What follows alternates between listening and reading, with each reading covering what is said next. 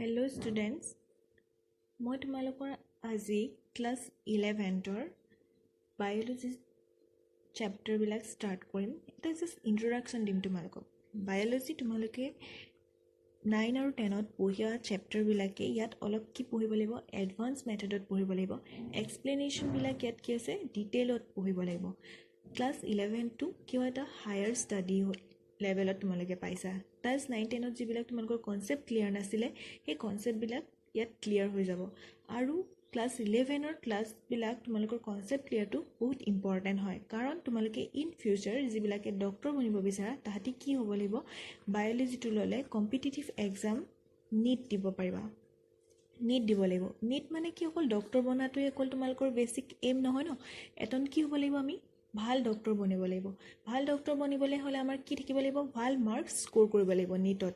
ভাল marks score কৰিবলৈ হ'লে আমি কি কৰিব লাগিব, যে সেই কনচেপ্টবিলাক তোমালোকৰ যিখিনি বুকত আছে NCERT বুকৰখনৰ কনচেপ্টবিলাক আমি ক্লিয়াৰ কৰি ল'ব লাগিব। ঠিক আছে, অকল যে ডক্টৰ বা মেডিকেলৰ কাৰণেই তোমাৰ বায়'লজি দৰকাৰ হয় বা বায়'লজি টপিকটো বা বায়'লজিটো ইম্পৰ্টেণ্ট হয় সেইটো নহয়। বেলেগ আৰু তোমালোকৰ কেৰিয়াৰ চইচবিলাকো আছে। যিবিলাকে মেডিকেল লাইনত যাব নিবিচাৰে, কিছুমানে এগ্ৰিকালচাৰত যাব পাৰা।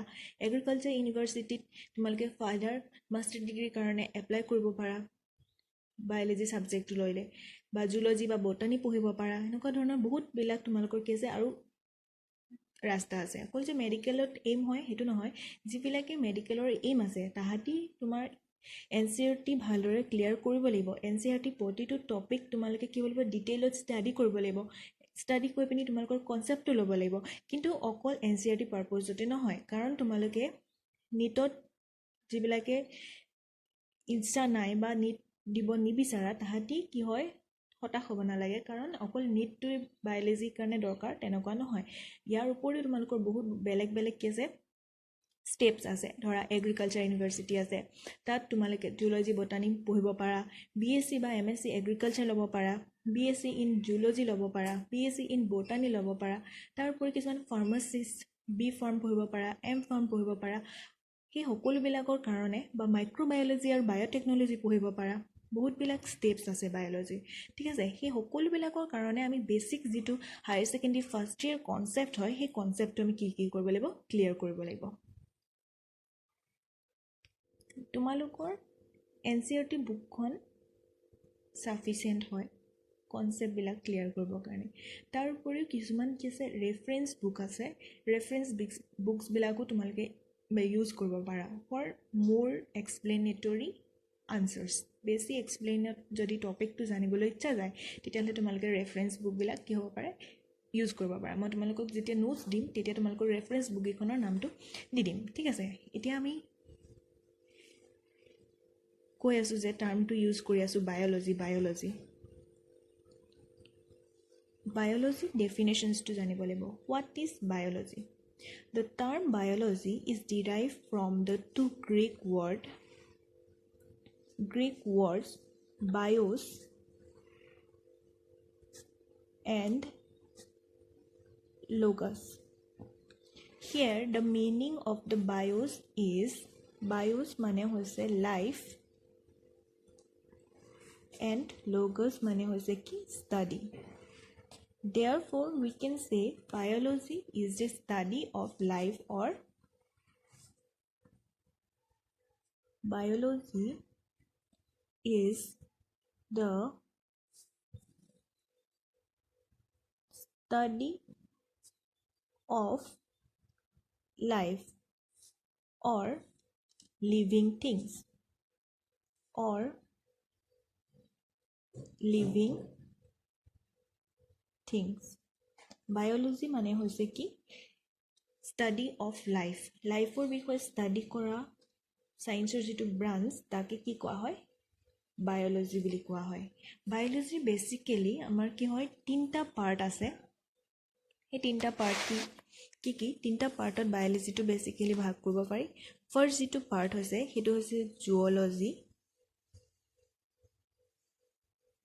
দেন আছে বটানী, দেন আছে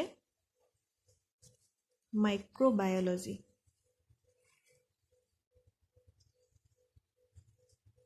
microbiology. Here আমি যে কৈছো zoology, zoologyত আমি কি কৰিম? Zoology means study of animals. Animals বিষয়ে যদি study কৰা হয় তাক কি বুলি কোৱা হয়? Zoology বুলি কোৱা হয়. Botany হৈছে study of plants. Plants বিষয়ে biology যিটো পাৰ্টত আমি study কৰিম তাক কি বুলি কোৱা হ'ব? Botany বুলি কোৱা হ'ব. And microbiology. Microbiology means study of microbes. Microbes মানে কি হৈছে?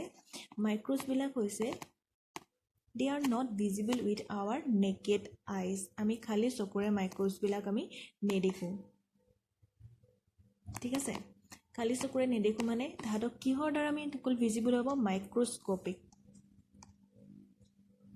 তাহাঁতৰ সাইজটো অতি সৰু হয়, সেইকাৰণে আমি তাক খালি চকুৰে নেদেখো, আমি কিহত চাব লাগিব? মাইক্ৰস্কোপত চাব লাগিব.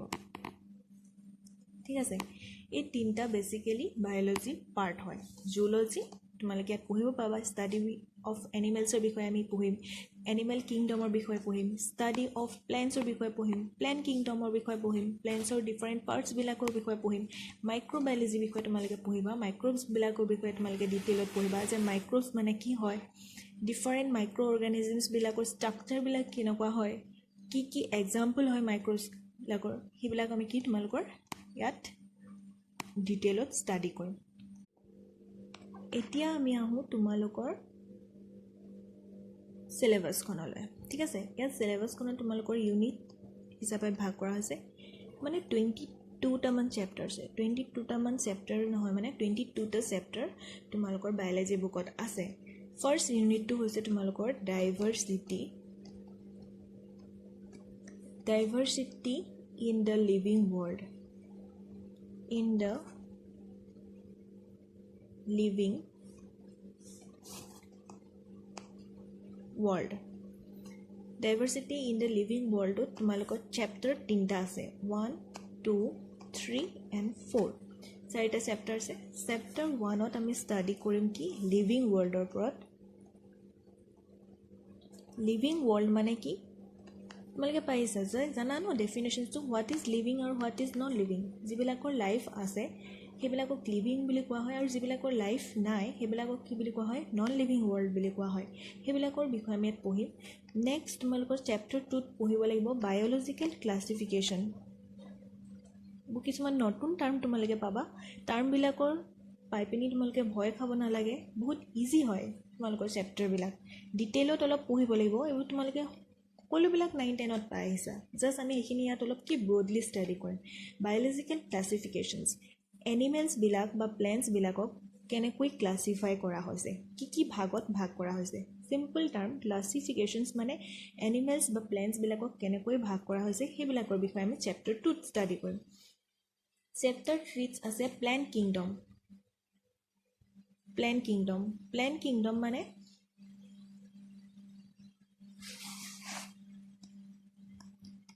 চেপ্টাৰ 4 হৈছে তোমালোকৰ প্লেণ্ট কিংডম. প্লেণ্ট কিংডম মানে কি? প্লেণ্টৰ যিবিলাক ডিফাৰেণ্ট ভাগবিলাক বা ডিফাৰেণ্ট পাৰ্টছবিলাক, যে স্পেচিছ কি হয়, জিনাছ কি হয়, প্লেণ্টৰ ডিফাৰেণ্ট টাইপছ আছে ন প্লেণ্টৰ, সেইবিলাকৰ বিষয়ে আমি কেনেদৰে প্লেণ্টবিলাকক ডিফাৰেণ্টলি ভাগ কৰিব পাৰোঁ সেইবিলাক ষ্টাডি কৰিম. চেপ্টাৰ 4ত আছে তোমালোকৰ এনিমেল কিংডম. Animal kingdom. এনিমেলছবিলাকৰ ডিফাৰেণ্ট ভাগবিলাক কি কি, কিহৰ দ্বাৰা গঠিত থাকে তোমালোকে দেখিছা. Different types of animals, birds আছে, মেমেলছ আছে, ৰেপটেলছ আছে, সেইবিলাকৰ বিষয়ে অলপ অলপ তোমালোকে ডেফিনেশ্যনছবিলাক জানা হয় নাই, সেইবিলাকৰ বিষয়ে আমি ষ্টাডি কৰিম ইয়াত. স্পেচিছ মানে কি হয়, জেনাছ মানে কি হয়, সেইবিলাক ৱৰ্ড কিছুমান নতুন নতুন টাৰ্ম তোমালোকে পাবা, কিন্তু এইবোৰ কিছু most of them তোমালোকে কি হৈছে 9 আৰু 10ত কি হৈছে পাই আহিছা. তো unit 1 diversity in the living world আছে. সেই লিভিং ৱৰ্ল্ডত আমি কি পালোঁ? 4টা চেপ্টাৰ পালোঁ. নেক্সট তোমালোকৰ আছে ইউনিট 2. ইউনিট 2 কি পাবা চোৱা. নেক্সট তোমালোকৰ আছে ইউনিট 2. ইউনিট 2 আছে structural organisation in plant and animals. Structural organization in plants and animals structure মানে কি যে কিহৰ দ্বাৰা এনিমেলছ আৰু প্লেণ্টছবিলাক গঠিত হয় ঠিক আছে structural organisation of the plant and animal unit 2 ইয়াত তোমালোকৰ তিনিটা চেপ্টাৰ আছে চেপ্টাৰ 5 6 and 7 ষ্ট্ৰাকচাৰেল অৰ্গেনাইজেশ্যনছ মানে প্লেণ্ট আৰু এনিমেলবিলাক কিহৰ দ্বাৰা গঠিত হয় আৰু সিহঁতৰ বডি ষ্ট্ৰাকচাৰবিলাক কেনেকুৱা ধৰণৰ হয় তাহাঁতৰ কেৰেক্টাৰিষ্টিক্স ফিচাৰ্ছবিলাক কি হয় সেইবিলাকৰ বিষয়ে ষ্টাডি কৰিব লাগিব ফাৰ্ষ্ট যিটো চেপ্টাৰ আছে তোমালোকৰ ইউনিট 2ৰ সেইটো হৈছে কি morphology of flowering plant morphology of flowering plant ইয়াত তোমালোকে এটা নতুন টাৰ্ম পাইছা মৰ্ফলজিকেল কেৰেক্টাৰিষ্টিক্স মানে ফ্লাৱাৰিং প্লেণ্ট বা ফুল ফুলা উদ্ভিদবিলাকৰ যিবিলাক বাহিৰৰ ষ্ট্ৰাকচাৰ দেখিবলৈ বাহিৰৰ পৰা তাহাঁতৰ কেনেকুৱা হয় তাৰ কি থাকে ষ্টেম থাকে লিফ থাকে সেইবিলাকৰ বিষয়ে ষ্টাডি কৰিব লাগিব মৰ্ফলজি মিনছ তাৰ বাহিৰৰ ষ্ট্ৰাকচাৰ এনাটমিকেল ষ্ট্ৰাকচাৰ এনাটমি নতুন ৱৰ্ড তোমালোকৰ কাৰণে এনাটমি মানে হৈছে anatomy of the flowering plant anatomy of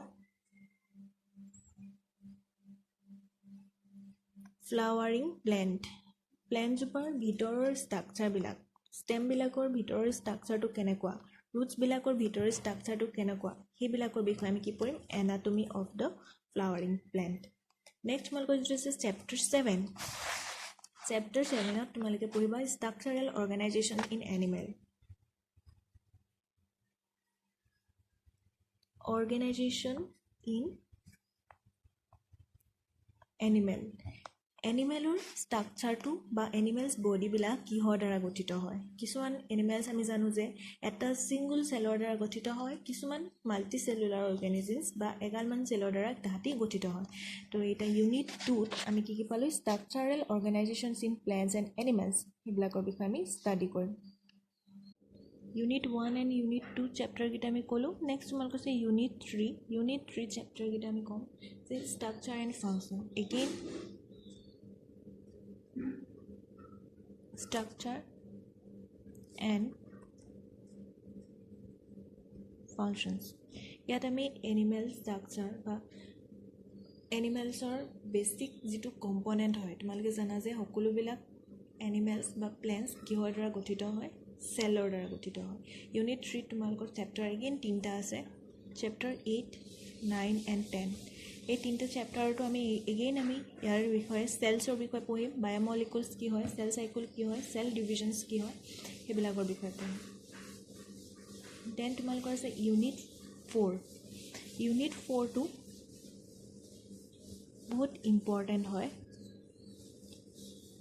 ইয়াত পঢ়িম প্লেণ্ট ফিজিঅ'লজি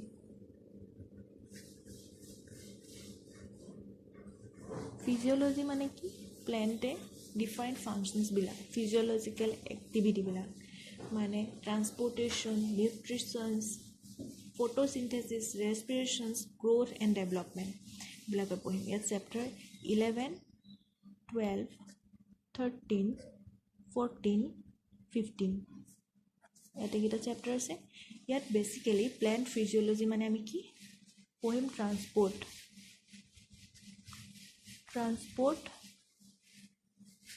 nutrition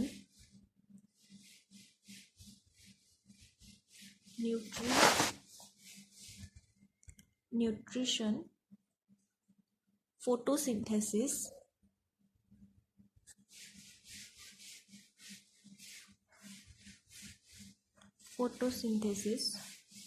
next আছে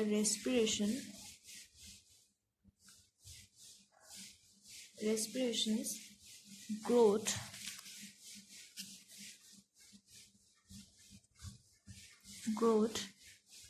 and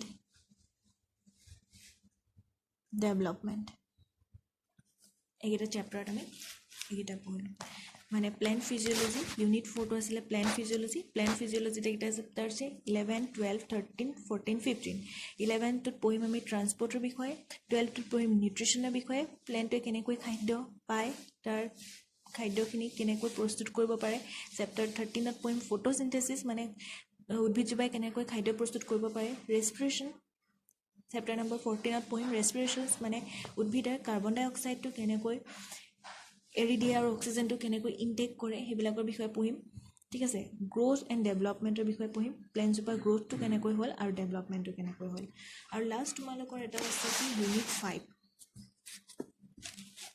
লাষ্ট তোমালোকৰ ইউনিটটো হৈছে কি ইউনিট 5